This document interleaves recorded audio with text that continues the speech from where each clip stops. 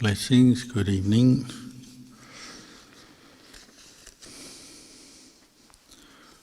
Another chilly winter's night. Nothing better to warm yourself up than practice the Dhamma. And being Tuesday night, we have some questions have come in. So we have a few questions and hopefully some answers. First one. Dear Luang Por, can you help to explain why do we need an identification to live in the world? And what is your advice for young people who usually get stuck or get lost? Is that lost? To identify themselves, looking for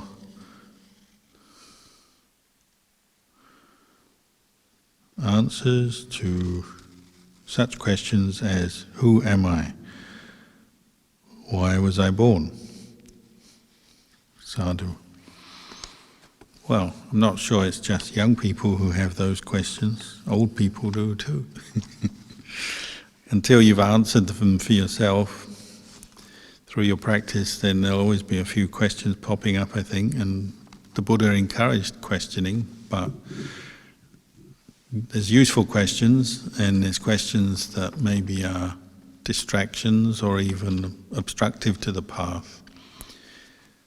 So learning how to ask the right questions, questions that are going to support you in developing wisdom, insight, is part of the practice. It takes some discernment and wise reflection. So when we start, people who are not born Buddhist and haven't had much previous contact with Buddhism, they often read a Buddhist book, hear a Buddhist talk, and then they start asking questions. And depending on their background, common questions are things like, where did the universe begin? Did somebody create the universe? Is there a creator God? Why am I here? Is everything going according to destiny? Is it my destiny to always be miserable, unhappy, if that's how you're experiencing things? Or why was I born? But even a question like why was I born, you can ask it as part of your wise reflection in your practice. Why was I born? Because it does lead you to look back at cause and effect, maybe reflect on what has led up to where you are now in your life. It can be quite a fruitful way of investigating. But then it can also come from an expression of exasperation with suffering. Why was I born? I'm just suffering. I don't want to be here. So even one question can be asked with a different attitude depending on the circumstances, I think. So simply asking questions is not the whole story, is it? You also have to look at what the intention behind the asking questions is, where they're coming from. Is it coming from a desire to know, to understand? Or is it coming just from suffering? So like when you're caught into doubt, skepticism, often you just ask questions with no end and no purpose, just asking, because the mind is stuck in that habit. I remember once when I lived with Luang Por Anan and I was his translator, one monk came along and had a list much bigger than this piece of paper. He brought out his list of 150 questions, Dhamma questions he was going to ask Luang Por Anan. And he started, a lot of the questions were fairly interesting and valid, but he asked one question, ticked the box, got an answer, went straight on to his next question, ticked the box, got an answer. So after a few of those questions, Luang Por Anan said enough, because you could tell the monk wasn't actually pausing and reflecting on the answer. He's just ticking boxes. It's some kind of obsession he had, I think, maybe. So in the course of your practice, sometimes it's appropriate to ask questions, and they'll help your practice along. But sometimes it just seems like a habit or an exercise without much purpose as well. But the general interest to find out about life, to be curious, to find out, I think is healthy and good, and that is very much part of the Buddhist path. And you'll see the Buddha often formulated his teachings in a way of posing questions and then answering them. So like, for example, the Anattalakkhana Sutta, one of the early suttas he gave when just not long after he was enlightened. He had his 5 students around him, the first 5 monks. And he'd ask a question, is form, this physical form, permanent or impermanent? Is it permanent, lasting, unchanging, or is it subject to change?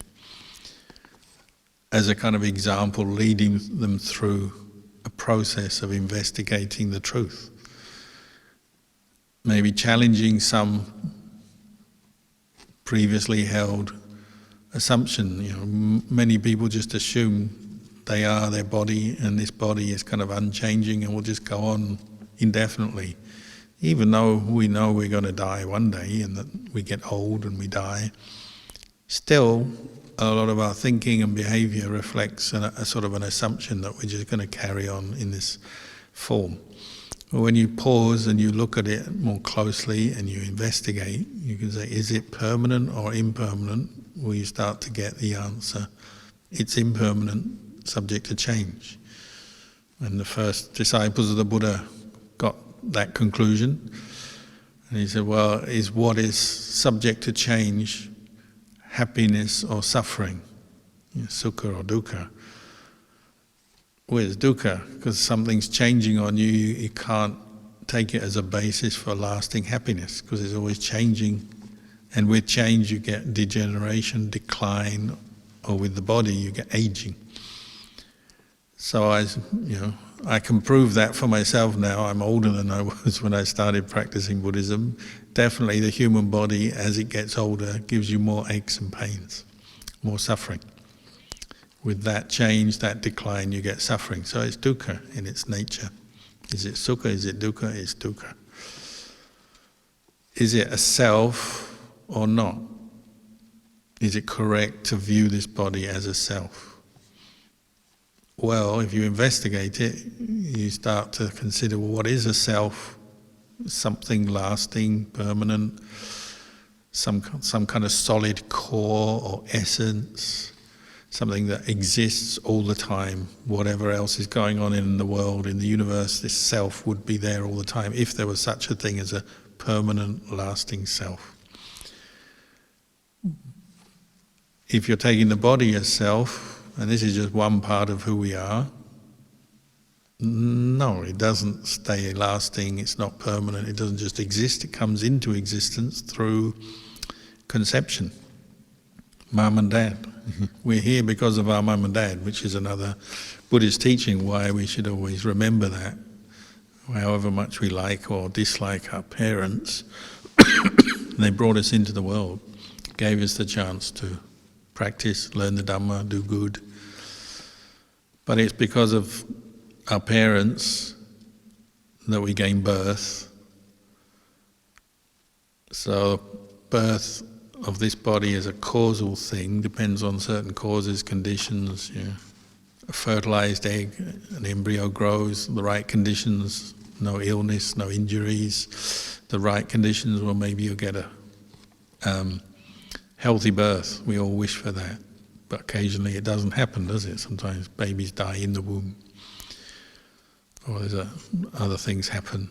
People die in accidents or illness. Maybe mum dies and then the baby dies too, so on.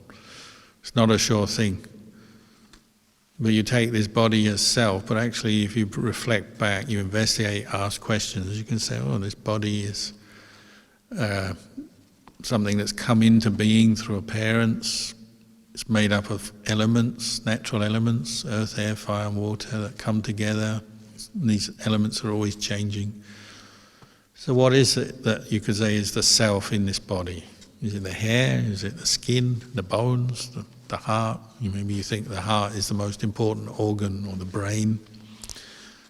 Even these things are made up of cells which are changing and growing and declining, and eventually the body dies. So it's clearly not a permanent, lasting self. So this is a way of investigating. You might call it Vipasana meditation, is the sort of modern word we use, but it means developing your understanding and insight by asking questions, looking, observing. And if you have mindfulness and states of calm, that helps. If you're too agitated and confused, it's difficult to ask questions or look for answers because you're too upset, too much suffering going on in the mind. That's why we practice meditation, to calm the mind.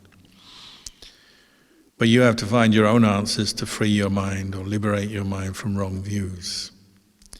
You hear the word of the Buddha, and the Buddha say, our body is not self, feelings are not self. And that's a true reflection on what the Buddha has understood through his practice, but we don't yet know that. So we have to go through the same process as the Buddha did through our practice. But you ask questions, that's a big part of our practice. But not without aim or purpose. You're aiming for answers, meaning to bring your mind to penetrate the truth, see, know the truth. And one who knows the truth, knows things as they are, we call an enlightened or an awakened being. They've awakened up from delusion and they see and know things as they are. An arahant.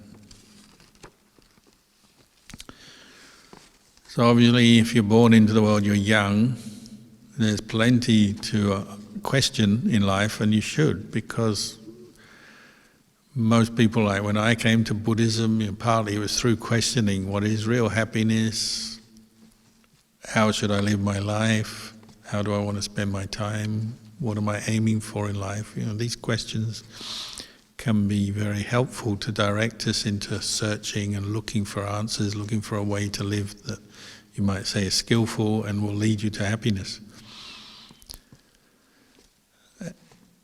But you won't get immediate answers. It may take time. So you also have to be very patient and have a realistic attitude. You're not going to get all the answers in one day. Read all the books and then you got the answers. You've also got to practice. And say from forest monks, often the teacher, like Lumpur Cha, a monk, would come to him full of doubt, questions. He's suffering, got this problem, that problem. He's angry, he's doubting, he's worried about something. Quite often Ajahn Chah wouldn't solve all his doubts by just answering questions over and over again. He'd send him away. He'd say, go and do more meditation. You work it out. Because in the end you've got to work it out for yourself. But your teacher and the teachings of the Buddha give you support, clarity, guidance, and gives you plans and strategies and a way to reflect on experience. But you have to do it yourself. So Ajahn Chah is famous for sending people away who wanted him to just sit with him and listen to his wisdom and kind of feel confident because he's answering all their problems that they have in their mind. But he said, no, you go away and meditate, which is not what they wanted sometimes, but actually that's sometimes what we need.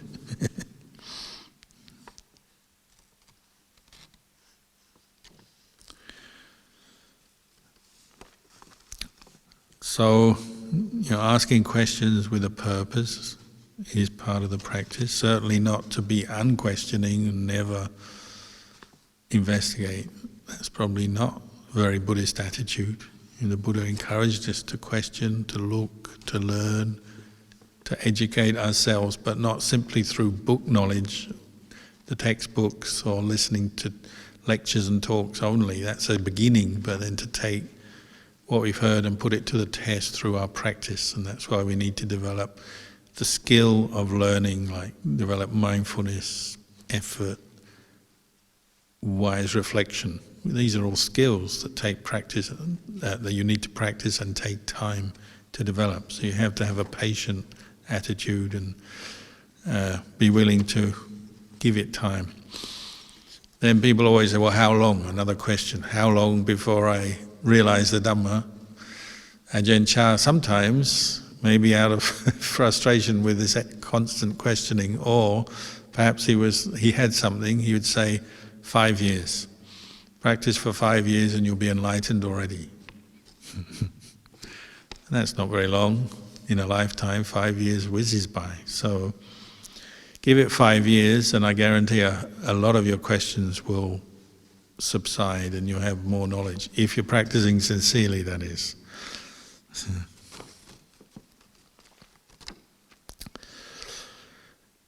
Another question. Can you give some Buddhist reflections on how to deal with loneliness, please? And this is a kind of a hot topic, isn't it? Nowadays everyone talks about the modern society, everyone's lonely, particularly highlighted by COVID, I think, with that period where people couldn't leave their homes for long periods of time. Often it brought up strong feelings of loneliness and disconnection and so on. It had a strong impact on society. There's different kinds of loneliness. I mean, just in the beginning, loneliness, I assume we're talking about the feeling of being separate from people, places, things you love. So there's different causes for that feeling to arise in life. It's a feeling, it's emotion, and we would consider it to be a form of suffering, sadness, suffering. So in a general way, you could say, well, all suffering has its cause rooted in ignorance and the mental defilements that come from ignorance, greed, anger, delusion. So that already is giving you a clue where to look. Where does a feeling of loneliness come from? Maybe wanting something that you haven't got, or separation from something you want leads to a feeling of discontent, suffering, sadness, disappointment, and so on. And the Buddha already pointed that out. That's something you will experience in life because nothing lasts. Again, going back to impermanence, nothing lasts. So that is one kind of suffering very common to human beings. And I think everyone will feel lonely sometimes. Sometimes you're just separated from the people you love temporarily through life. A little kid goes to school for the first time. He doesn't want to leave home because he's used to home. So that kid, the boy or the girl, they're crying for their mum maybe. I had a friend whose solution to loneliness, missing home and not liking the school he went into because he was young, he was only 3 or 4 when he went to kindergarten, he took his little blue blanket with him wherever he went. I don't know if kids still do that, but it's quite common to have something that you identify with, your teddy bear, your blanket. So he had a little blue blanket, like in the cartoons and the movies and all that. And so he'd take that with him everywhere. And at first no one thought much of it because it's very common, but he kept it for a number of years and was ridiculed for it and teased. So when he was 5, 6 years old, he still had his blue blanket. He was a real stubborn one. Eventually he gave it up, and he was very strong, independent, strong person, confident person as he grew up. But in the beginning he got his confidence from this little blue blanket because he wasn't happy for one reason or another. Missing home, missing mum. So it starts when you're a kid, but maybe you get through it. And then all kinds of reasons we experience loneliness. Our friends are not around, our family are not around, we're separate.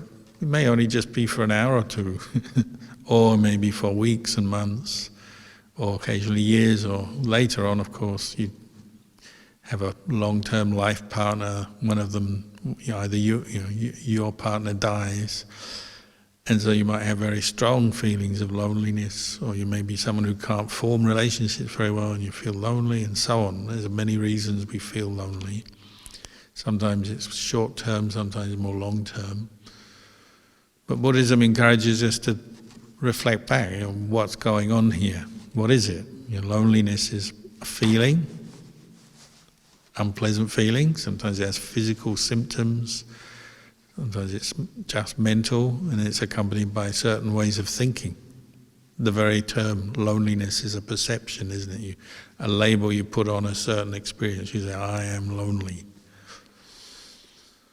But you investigate, and that's what you learn in meditation, in developing wise reflection. You're investigating these feelings, these emotions, and what it is, and with the aim of liberating yourself from the experience of suffering. So what does that mean, liberation? It may mean you still are quite secluded or lonely. In Buddhism, seclusion, being on your own, is not necessarily seen as a bad thing. Certainly it can be a very useful thing for periods of time. Being on your own so you can practice the Dhamma, investigate. So monks, sometimes they go on retreat on their own, and lay people as well. It's becoming more and more fashionable, I think.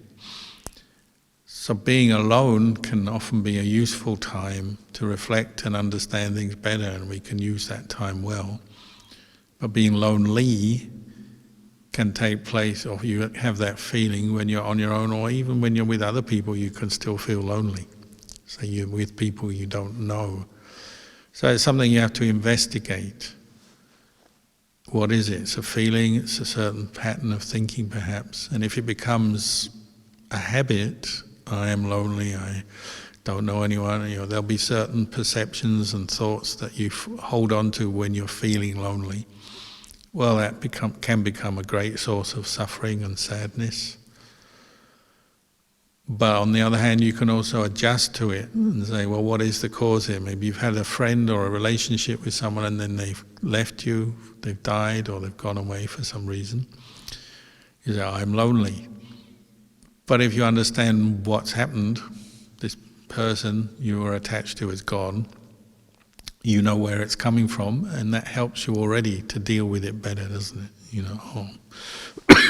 We all have to separate through work or relationships split up sometimes, or illness, or through death. If you know where it's coming from, there's nothing much I can do about it. In the case of, say, death, everyone has to die. That helps you. That's what we call wisdom or insight. Oh, life is impermanent. The people I love and like, I will separate from them through death. You bring up that reflection, and it helps your mind to become more peaceful with that particular source of stress, suffering, and so on. And so Ajahn Chah would often encourage people to use very simple reflections like, life is not sure, life is not certain. So one day, as a monk, you meet lots of people, and some of them you keep meeting through your life as a monk, and some of them come and go. So like a monastery is a community, people come and stay. Some people move to another monastery, some people go home. You meet a lot of people, and there's a lot of sort of meeting and then parting. It's quite common, so you get used to it. So it's less and less of suffering, the fact that you're separate from someone. Nowadays, we've got so much technology to help us. You can even keep in touch with people that you don't physically see or live with anymore. So as monks, you're reflecting, life is uncertain. Separation from the people you love and like, the things you love and like, is quite normal. It's part of life. And you notice it when you're mindful, and then you can cope with it better because you see it. It's just normal, it's part of life. But when we don't reflect, we don't develop much mindfulness, we don't reflect on what's going on, then of course you build attachments, perceptions, expectations, and so if they're not met or challenged by changing conditions, then we often suffer with a feeling of loneliness. Like so many of our mental suffering, you can just establish mindfulness and say, oh, it's just a feeling. Not denying it. You say, oh, I feel lonely at this moment, just as you can feel angry or feel sad or feel happy. And it passes. It arises through various causes and conditions, and it passes. And you can establish that insight. It's a thought, it's a feeling, it arises, passes away. You can ask yourself, how often do I feel lonely? How long does it last? And do I feel lonely all day long? Really? You ask yourself, and you'll notice there are times when you forget that you're feeling lonely, because you get involved with other things, other thoughts, other emotions. It's not permanent. What's permanent isn't really a self, it's a passing feeling, a passing thought. As you observe that, that also gives you insight, which helps you to let go of some of the suffering and the attachment surrounding that feeling. And maybe the feeling itself may come up less and less as you investigate in this way. As I said, for people who meditate, monks or lay people, often being alone, away from all the people that they're usually involved with, is often quite pleasurable, quite desirable, because it gives you this more time, me time, to meditate, understand the Dhamma better. So it's not necessarily seen as a difficult thing or bad thing. Maybe in the beginning it's hard work when people go on retreats and they feel lonely. That's one of the kinds of suffering that may come up. And people cry sometimes, oh, I'm all alone in the forest, no one's here. And you feel sorry for yourself, but then you realize this is a mental defilement. It's, negativity may be based on you're missing something you're used to, there's something you want, you haven't got it. You reflect, and then you can come out of it and understand it better. So probably every enlightened being at some point has experienced loneliness, but then reflected on it and seen it's a state of mind that can be seen as impermanent, not self and abandoned. One really good antidote to loneliness is cultivating metta, goodwill, compassion, karuna. The more you cultivate goodwill and compassion, the less lonely you feel, because it naturally brings you to empathize with others, wish others well, wish yourself well. And whether you're physically on your own or you're with many other people, if you're cultivating metta, it gives an evenness of mind and some very positive, good, skillful states of mind that will help you to deal with if you are experiencing feelings of loneliness. Sometimes you have to get out there, go out and do things to express your kindness, your compassion. You find ways to help other people, and feelings of loneliness disperse then. Doing acts of kindness, charity, voluntary work and so on is often a good way to deal with loneliness for someone who's experienced maybe the shock of a loss of a loved one or something like that. So there's always things you can do, but base your behavior in goodwill and compassion and you'll find loneliness doesn't bother you so much. And you can also see the funny side of it. When your mind is peaceful, you can do that. So like Ajahn Chah had the story of when he was a young monk. You live in a monastery. Often a monastery is a community. There's quite a few other monks, lay people. It can be quite busy. There'll always be certain people around that annoy you or you don't get on with. So you start thinking, oh, I wish I was on my own, on retreat. Too many people here, too much happening. I don't like this guy, I don't like that guy. So you're seeking a way out by saying, oh, if I go off on my own, I'll be happy. So he had that thought when he was a young monk, and he went off on retreat into the forest, and he was meditating in the forest on his own, thinking, now I'm away from everyone, now I'll get some peace, now my practice will progress. And he was on his own, had a little simple hut in the forest for a number of months. And then he noticed at one point the thought arose, oh, it'd be good if I had a novice here. If I had a novice monk here, he could tidy up, do the weeding, cut away some of the forest so I could have a better walking path, clear up, help improve my little hut here. If I had a novice, it would be very convenient. And then he scolded himself when he realized how he was thinking. And he said, I see, when you were living with other people, you're getting annoyed, so many people, so much talking, activity, you found it obstructive to your meditation. So then you went off on your own. Now you're on your own, you've got what you want, but your mind's still not satisfied. Now you're looking for another monk or a novice to be your companion, to help. This human mind is like that. We're always going towards discontent when we're not aware of what we're doing. Your mind gets caught into fantasies and thoughts. You're with people, you're not happy because you want to be on your own. You're on your own, you're not happy, you want companionship. You want a friend, you want someone. That's how the mind is. It's always looking for what it hasn't got.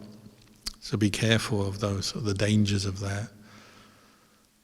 And so having learned that lesson, Ajahn Chah said, he made his mind even all round, so that whether he's on his own or with other people, a lot of people, a few people, with people he likes, people he doesn't get on with very much, he would make his mind even, the same. His practice, his mind, his state of mind would be the same. That was his aim, to train himself to be like that. And then there's no feeling of loneliness, because whether you're on your own, you're with others, your mind is the same. I mean, even the Buddha, once upon a time, he got fed up with the monks who were arguing too much. He went off on retreat on his own and spent 3 months on retreat.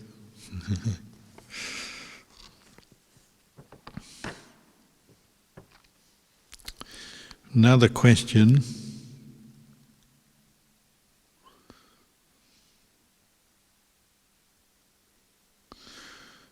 You mentioned in your book that when you were a young monk living in the community, there were different kinds of monks. Some were helpful, some were not, some would cooperate, some wouldn't. And sometimes the monastery became an administrative mess. I don't know if I used that word in my biography, but it could have been true, yeah. Whether I was caring for Lumpur or supporting the community at Wat Pah Nanachat, I continued to cultivate the 4 meditation themes of goodwill, compassion, sympathetic joy, and equanimity on a daily basis. That sounds correct. Lumpur, I am thinking about current affairs. I guess you mean the state of the world.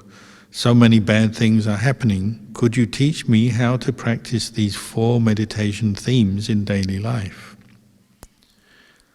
So these are the 4 what we call Brahma Viharas. Brahma means, literally Brahma is a kind of being, somebody who's developed very refined states of meditation, samadhi, stillness, and they're not enlightened yet, so they're reborn in a Brahma realm, a heaven realm, with their very still, peaceful state of mind. They divide them into 4. So there's goodwill, metta, compassion, karuna, sympathetic joy, mudita, and equanimity, upekkha.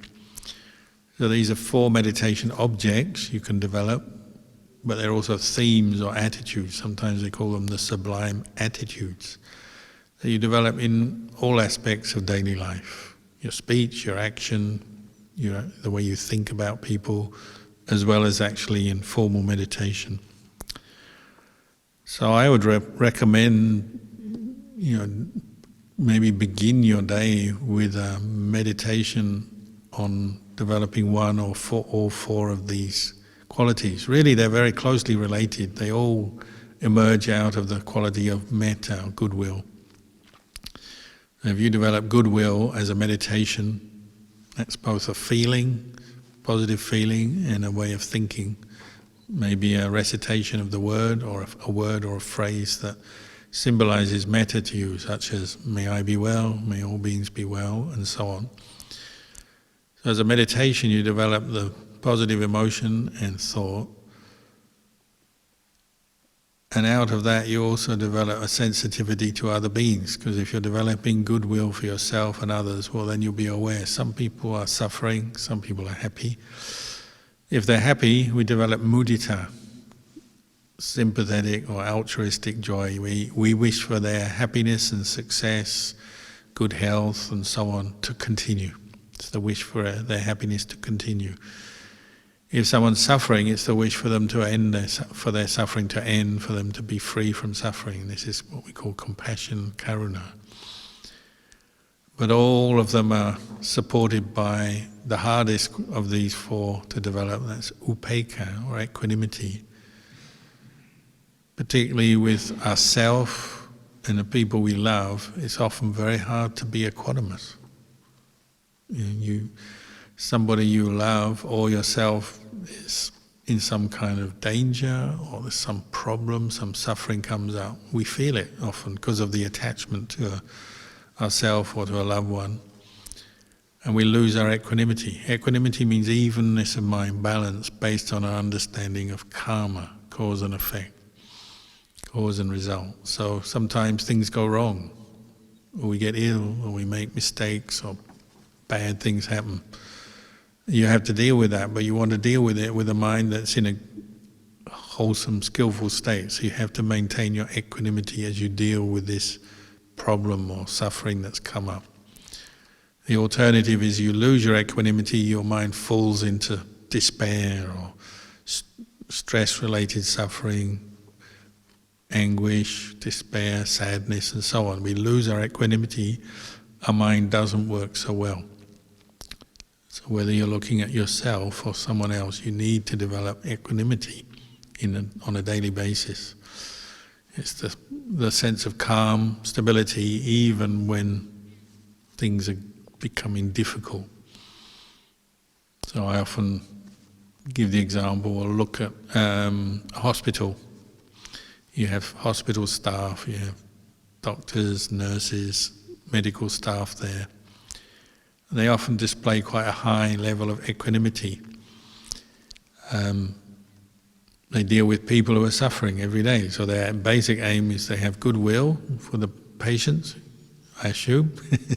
Good doctors and medical staff will have that, the goodwill, but they're dealing with suffering, so you notice they're looking into how to solve the suffering of their patients, the people there. But they do it with an evenness of mind. They know sometimes they can help, sometimes there's not much they can do. They just try to soothe the pain maybe, but maybe they can't cure that person's condition.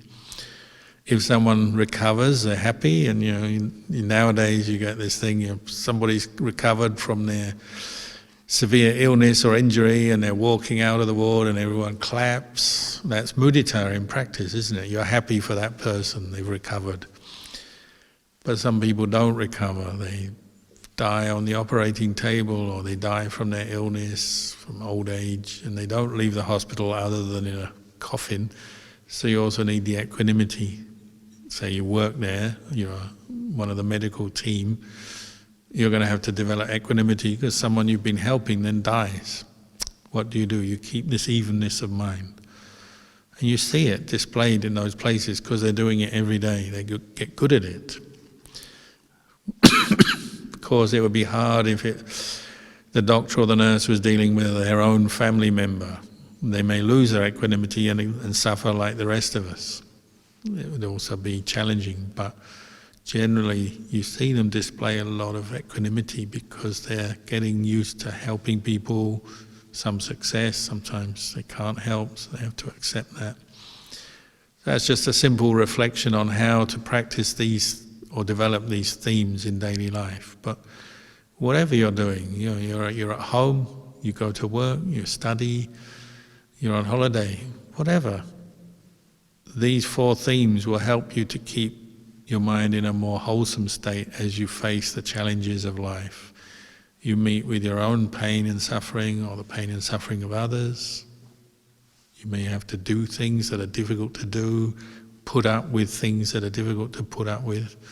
You use these qualities, but they spring from both reflecting, you reflect on things using them as a framework for reflection. 4 qualities: kindness, goodwill, the wish, compassion, the wish for someone, yourself or others, to be free from suffering.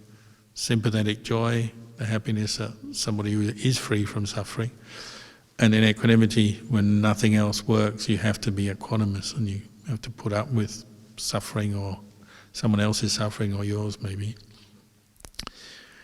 You keep developing them in your thinking, your attitude, but also as a meditation. So I'd recommend a metta meditation every day, at least a short period of time. Very good for preventing anguish, despair arising, or if it does arise in the course of your day, it's very easy to return to the thought of metta if you've already been developing it previously. So it's both preventative and curative. And the Buddha and all the teachers I know cultivate these qualities of the 4 Brahmaviharas all the time, regularly. So I'd say it's synonymous with Buddhist practice. How much, it's not the full practice. You're also developing other insights through wisdom and developing other aspects of meditation and developing sila and so on. But really, they all link together with these 4 Brahmaviharas. So plenty of food for thought and for practice there. More than I can talk about tonight, but I've just given you a few pointers.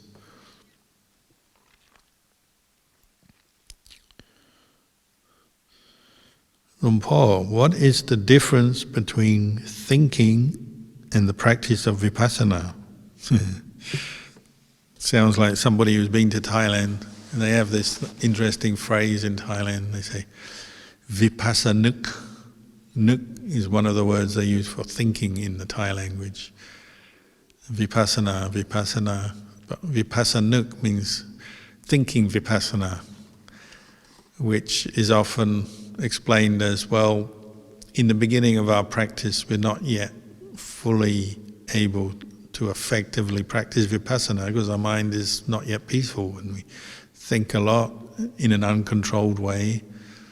We haven't tamed our mind is full of moods and thoughts and sleepiness and worries, and our mind is constantly getting lost into trains of thought, moods. But you hear talks on the practice of Vipassana, you read the sutras, you read the books, you hear the talks, so hopefully over time you start to learn some of the vocabulary and some of the concepts: impermanence, suffering, not self, the arising, passing away of conditions, sabbe sankhara anicca. You learn the words first. And what do you think? Well, you think those words, you join them up into thoughts, and sometimes the thoughts are quite skillful and you train in wise reflection. But again, often the thinking mind is hijacked by mental defilements, greed, anger, delusion. So often we're not that peaceful and our thinking is not really with the Dhamma or supportive of the practice of insight meditation. It's just endless thinking and often leads to a lot of stress and suffering. Nevertheless, as you learn the Dhamma, you start thinking more about the Dhamma.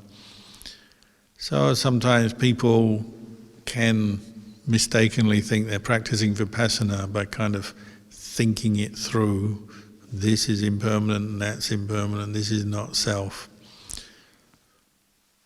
Actually, I think there's probably no way around that. You have to start somewhere in your practice, but you have to be aware that if you're just thinking it, there'll be a lot of moments when you're not very mindful, not very clear, not really seeing or observing these characteristics, which is what Vipassana practice is. You're contemplating and observing impermanence in phenomena. You start off in small ways, small successes where you notice a thought arise, pass away, a feeling, a sensation arise, pass away. But then the next moment you're lost again, aren't you? If we're honest, when we're meditating, there's a lot of times when we're lost in fantasy, imagination, sleepiness and so on, dealing with what we call the 5 hindrances. But there may be glimmers of clarity and insight. For short periods we may have some insight into the changing phenomena, and we can see, oh, that's a thought, it arose, passed away, that was a feeling, it came and went. Noticing the impermanence of body, feelings, thoughts and so on. There'll be moments of clarity, and that's where it starts. They're like the seeds of insight. And you might say practice is one way of describing practice, not the only way, but one way is like it's a gradual transformation from just thinking Dhamma, hearing, listening Dhamma, thinking about it, training yourself in that way, and then as the mindfulness becomes more consistent through meditation, practice of mindfulness in daily life, your mind becomes more still, more calm. The kind of random thinking and discursive, uncontrolled thinking that we experience most of the time starts to fade a bit. And we have more prolonged periods of mindfulness, where the mind is still quiet, observing. And you may still use thought and think about something, but you think with mindfulness. And when you're mindful, you're paying attention, and there's the opportunity to know the characteristics of impermanence, suffering, not self. Because you're mindful, you're paying attention, your mind is still, it's not lost in its moods and in the trains of thought as it would normally be. So this thinking gradually changes into Vipasana, perhaps, what you might call true Vipasana, where mindfulness is maintained and insight starts to deepen, insight into form, physical form, feeling, knowing things as impermanent, as not self. And one way you know that is by the result. The peace, the happiness that arises as you start to uproot some of your delusions that feed all this thinking and worrying and uncontrolled thinking. It's fed by something, it's fed by ignorance and attachment. Vipassana is seeing through that and uprooting some of the attachments that we have. So then your way of thinking and looking at things changes and the mind becomes more peaceful. That's why people can deal with, say, the loss of a loved one without necessarily going into long periods of grief and suffering and losing their mind, as we say. This is just one example, and it's a tough example, you might say, but say feelings of loneliness or boredom or aversion, the sort of suffering that we have as human beings, when you have more mindfulness and you're training yourself to investigate in the way of Vipassana, you can see these things are impermanent, they arise, pass away, they're not self because they're impermanent. And the mind starts to tire of always grasping on, identifying with every thought, every feeling, every memory or every aspect of the body as self. When you see it as that as a cause of suffering, you tire of that because no one wants to suffer. So your mind naturally starts to let go as insight deepens.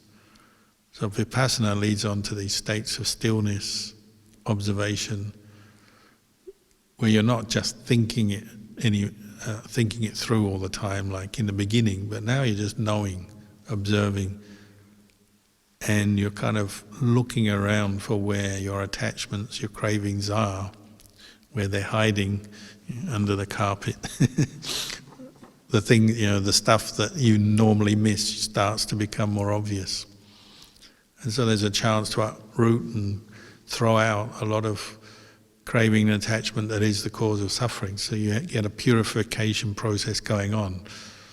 But how long it takes, how quick, how effective, how thorough and complete it is, well, that depends on many factors.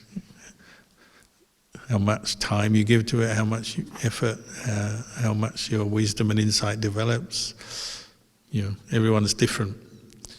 You can't always compare yourself to the next meditator. Each person has to find their own way here.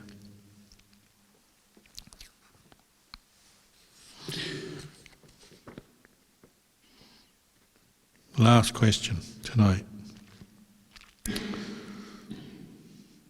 Some teachers teach us to watch the mind. They don't teach us about the Four Noble Truths. They simply say all thoughts and mental states arise in the mind from ignorance, and we should observe and let go of any identification with them or any attachment to them. Is this way correct?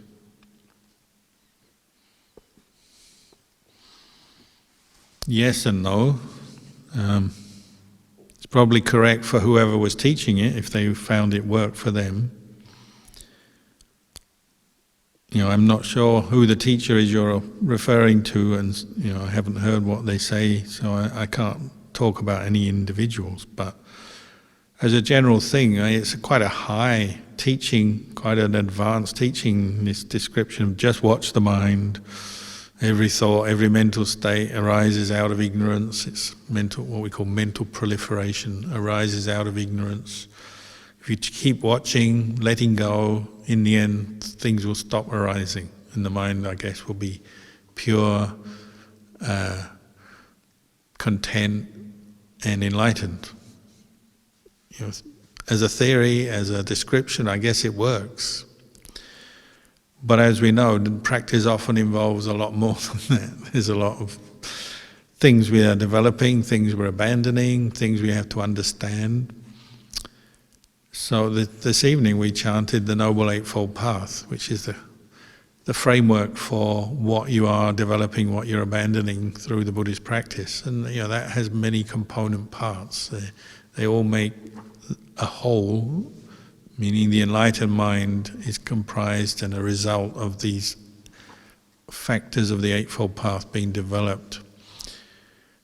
In short, we say Sila, Samadhi, Panya. Sila, the Buddha always said you can't purify this mind without establishing it in moral integrity, or Sila. That usually means keeping precepts. If you're a monk, keeping the Vinaya. If you're a layperson, keeping precepts, 5 precepts, 8 precepts.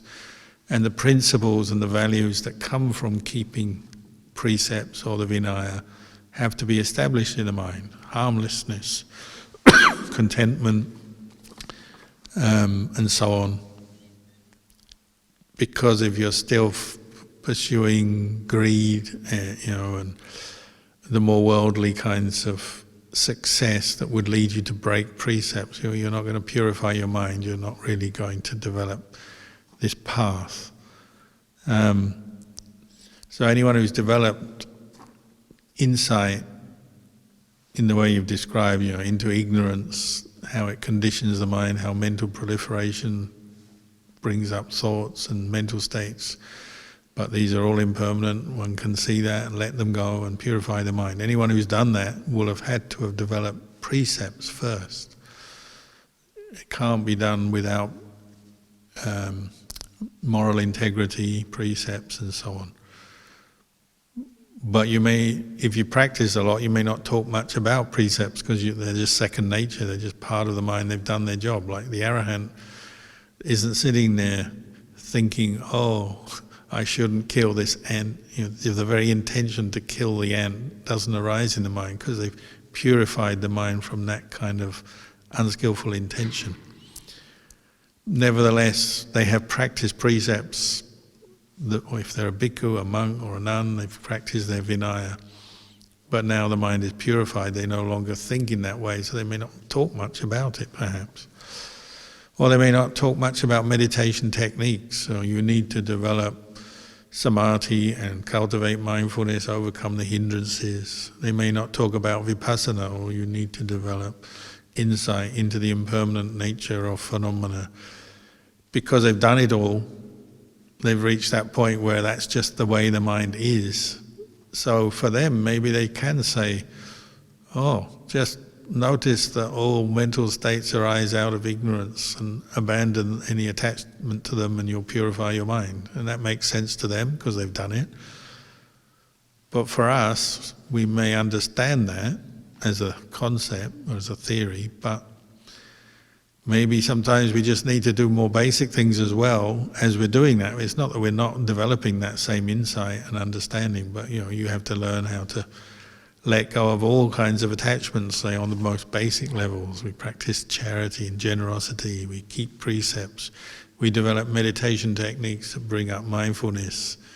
Samatha meditation has a role to develop strong mindfulness states of samadhi, and then developing Vipasana and insight into the body as impermanent, not self, into feelings, impermanent, not self, the mind, mental states, and indeed all Dhammas.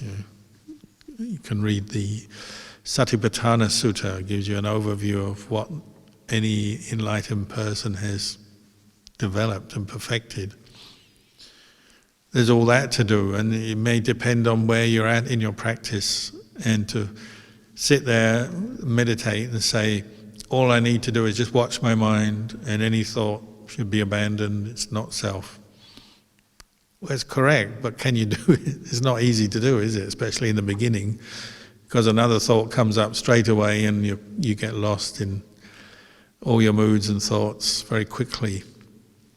So even though it may be correct to say this way of practice, just watching the mind, it may sound correct, and it is correct on one level, but there may be other things to do. So I once went to see a teacher, Lumpur Tate, who's considered to be an arahant, very well practiced monk. And I was with a group of monks, and one of the monks was saying, I've developed samadhi now, my samadhi is good, my mind is peaceful, now I just watch the mind and purify the mind. A bit like what you've been describing.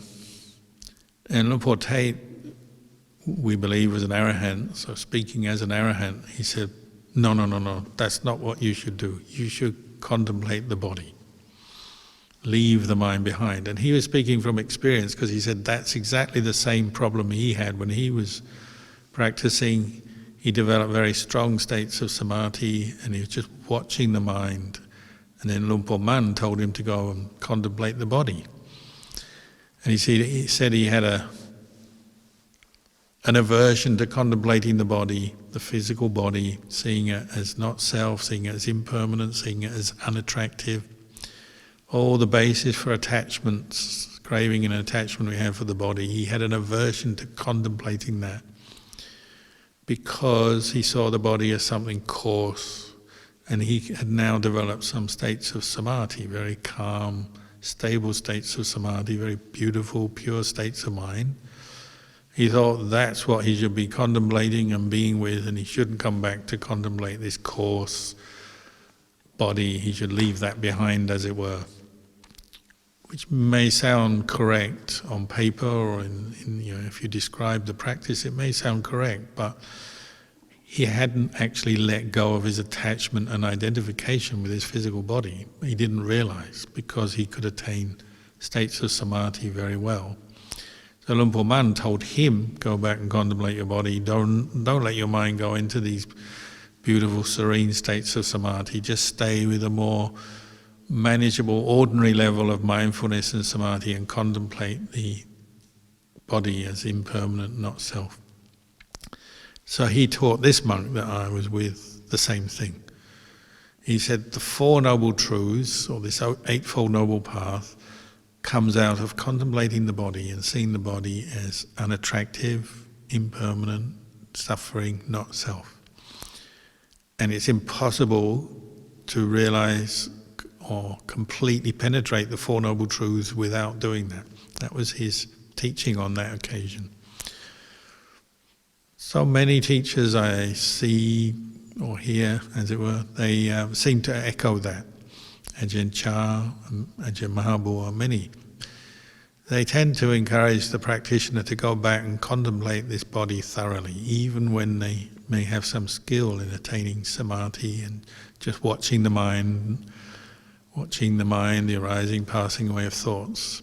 They would say, make your mind go back, make yourself go back and contemplate the body until you've thoroughly understood this physical body, the physical form, seen it as 4 elements, 32 parts, and contemplated it and really tired of your attachment to it, so you let it go. Then you may contemplate the mind, perhaps. So that was here on that occasion. That was the teaching, and as I said, I've heard that echoed many, many times. So it's just a reflection that we have. Of course, we do have to contemplate the mind and mental states as well, but they are very refined things. So don't jump to the refined when you still haven't contemplated the course. Make sure you have done your work, as it were, your contemplation of the body as well.